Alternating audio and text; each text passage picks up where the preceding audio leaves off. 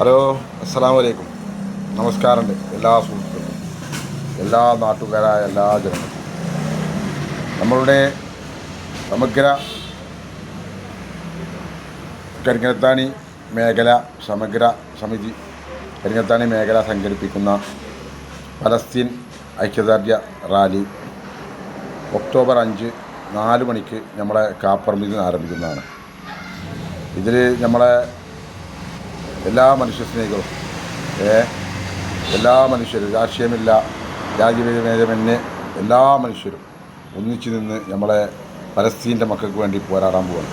അതായത് നമ്മളെ ഐക്യദാർഢ്യം, നമ്മളുടെ ഐക്യദാർഢ്യം, പ്രതിഷേധം നെത്യാഹുവിൻ്റെ നിർവീര്യനെതിരെ പലസ്തീൻ്റെ മക്കൾ, നമ്മളെ കുഞ്ഞു മക്കളെയൊക്കെ ആലോചിച്ച് കഴിഞ്ഞാൽ നമുക്കൊക്കെ നമ്മളെ മക്കളുമായി തന്നെ ഇല്ല, എല്ലാവരും മനുഷ്യരല്ലേ.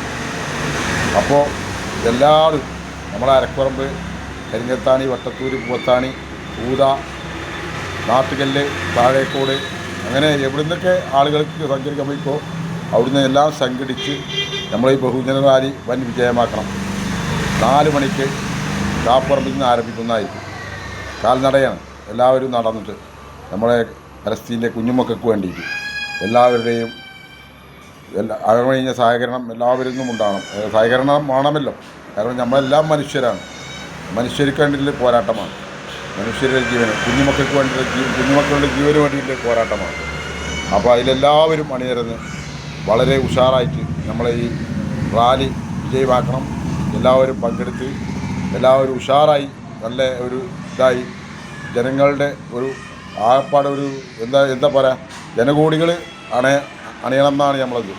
അപ്പോൾ എല്ലാവരും അണഞ്ഞ് വളരെ ഉഷാറായിട്ട് നമുക്ക് ആ റാലി വിജയിപ്പിക്കണം.